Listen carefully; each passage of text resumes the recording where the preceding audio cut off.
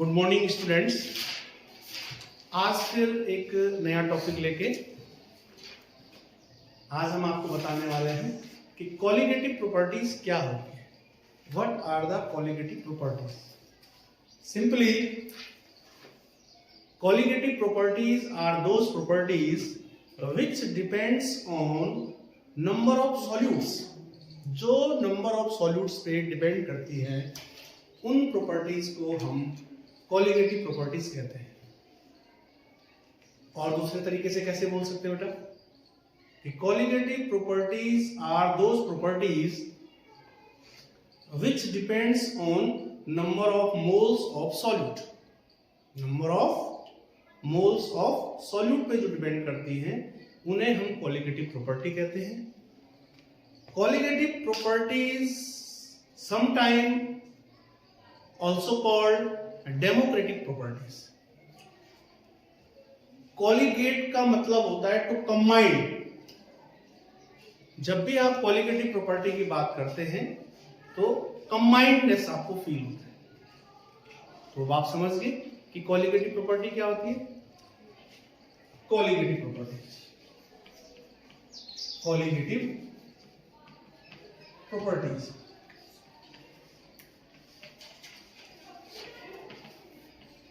Colligative properties, those properties which depends on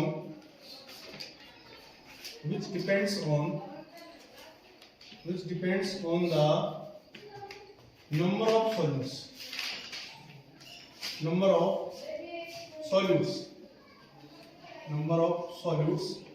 or number of moles of solutes. जो number of moles of solute पे depend करती है। Those properties which depends on the number of solute और number of moles of solute is called the colligative properties. कॉलिगेटिव प्रॉपर्टीज कौन कौन सी है व्यूअर्स? कौन कौन सी है कॉलिगेटिव प्रॉपर्टीज? पहले है आपका relative lowering in vapour pressure. Relative lowering in vapour pressure,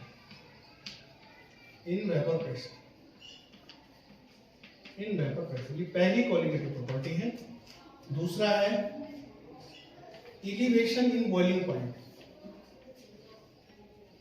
Elevation in boiling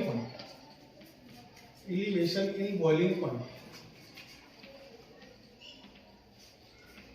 तीसरा है डिप्रेशन इन फ्रीजिंग पॉइंट। और लास्ट जो कॉलिगेटिव प्रॉपर्टी है that is called osmotic pressure.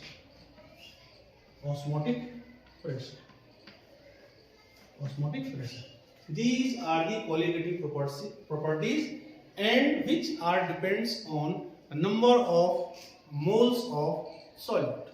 Solute की अमाउंट पे या number of moles of solute पे depend करती है। ये कॉलिगेटिव प्रॉपर्टी होती है। इनमें जो सबसे पहले है आपका relative lowering in vapour pressure.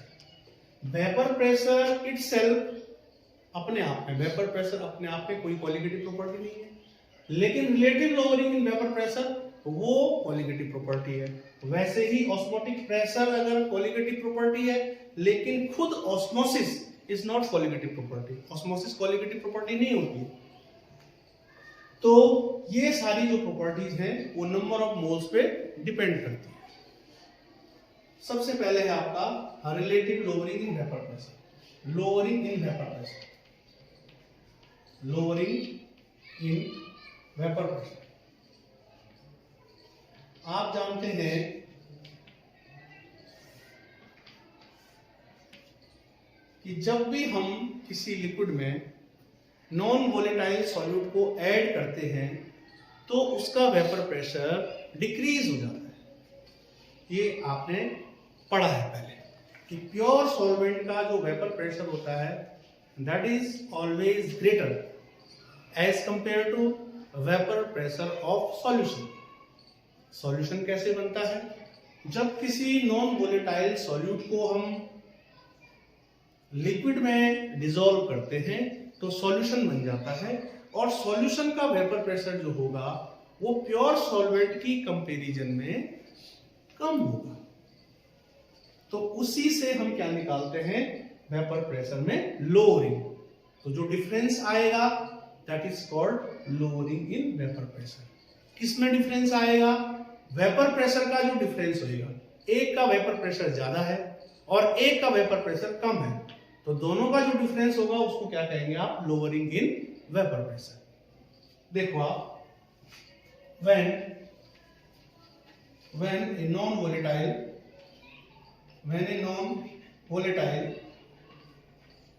non-volatile solute is added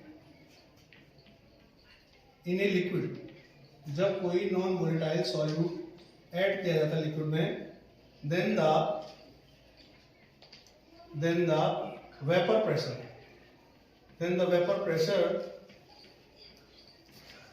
pressure decreases.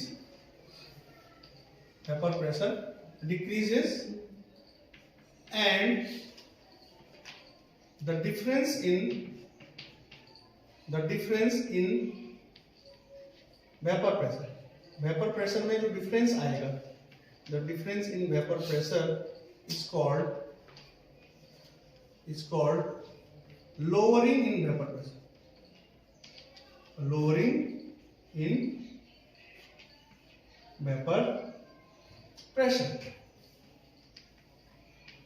क्या करेंगे हम?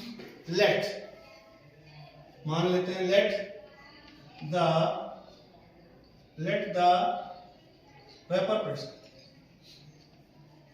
the vapor pressure of pure solvent, मान लो प्योर सॉल्वेंट का जो वेपर प्रेशर है वो हमने ले लिया P नॉट, और वेपर प्रेशर ऑफ सॉल्यूशन हमने ले लिया P। तो डिफरेंस कैसे निकालेंगे? डिफरेंस इन वेपर प्रेशर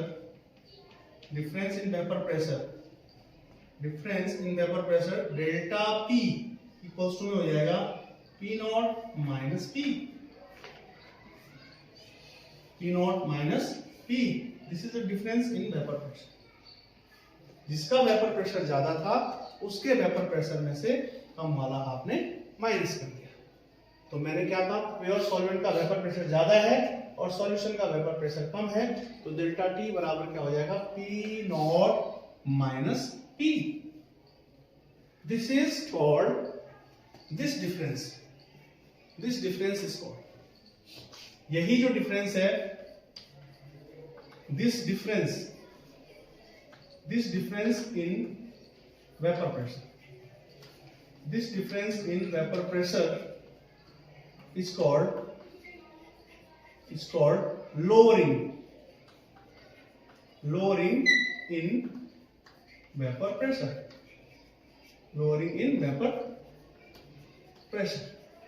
यही डिफरेंस क्या कहलाता है? Lowering in vapour pressure. अब डियर स्टूडेंट्स, आप जानते हो, एज वी नो, हम क्या जानते हैं? As we know that from Raoult's law से हम क्या जानते हैं? As we know that from Raoult's law क्या है? P इक्वल्स टू है P नॉट इंटू में XA। This is Raoult's law, ये राउल्स लॉ है। P equals to partial pressure is always equals to product of mole fraction and vapour pressure of pure solvent. ये equation number 2 है। This is question number 2 and this is question number 1। अब हम क्या करेंगे, from equation first and 2, from equation first and second, equation first और second से हम क्या करेंगे, P की वैल्यू, यहां से P की वैल्यू उठा के इक्वेशन फर्स्ट में रख देंगे। तो क्या हो जाएगा आपका डेल्टा P इक्वल्स टू में है आपका P नॉट माइनस P। ये तो आपकी इक्वेशन है। तो आप क्या करेंगे, डेल्टा P इक्वल्स टू में P नॉट और माइनस P की वैल्यू क्या है, P नॉट इंटू में XA। डेल्टा P बराबर क्या हो जाएगा, P कॉमन ले लेंगे, यहां क्या बच जाएगा 1 माइनस XA। और आप जानते हो XA plus XB equals to में क्या होता है 1।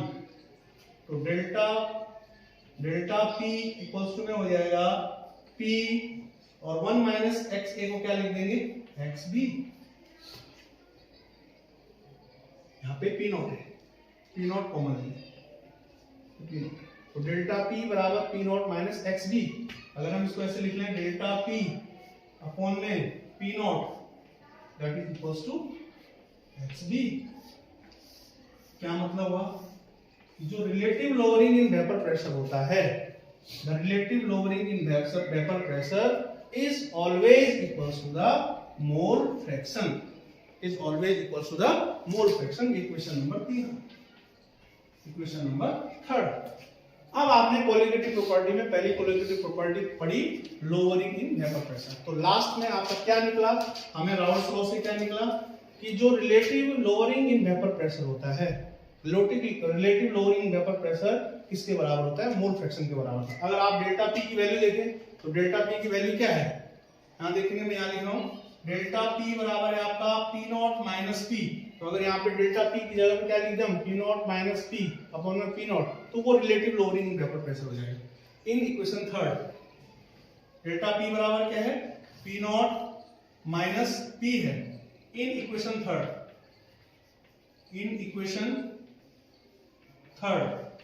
में हम क्या करेंगे, डेल्टा P की जगह पे क्या रख देंगे P नॉट माइनस P और बटे में क्या है आपका P नॉट बराबर में क्या हो जाएगा आपका XB। This is called relative lowering in vapor pressure is always equals to mole pressure। इसको कहते हैं relative lowering in vapor pressure। This term P naught minus PS upon में P is equals to called relative lowering in vapor pressure। Relative lowering in vapor pressure। अब आपको समझ में आ गया कि किसी भी सॉल्यूशन का अगर वेपर प्रेशर अगर सॉल्वेंट के कंपैरिजन में अगर लो होता है तो वो किसकी वजह से होता है, मोल फ्रैक्शन की वजह से होता है या number of moles of solute की वजह से होता है। इसका मतलब ये हो गया कि जब भी किसी लिक्विड में नॉन वोलेटाइल सॉल्यूट को ऐड किया जाता है तो सॉल्यूशन का वेपर प्रेशर जो कम हो जाता है, जो relative lowering in vapour pressure आती है, वो किसकी वजह से आती है, अमाउंट ऑफ सॉल्यूट की वजह से या number of moles of solute की वजह से। This is called relative lowering in vapour pressure. Thank you.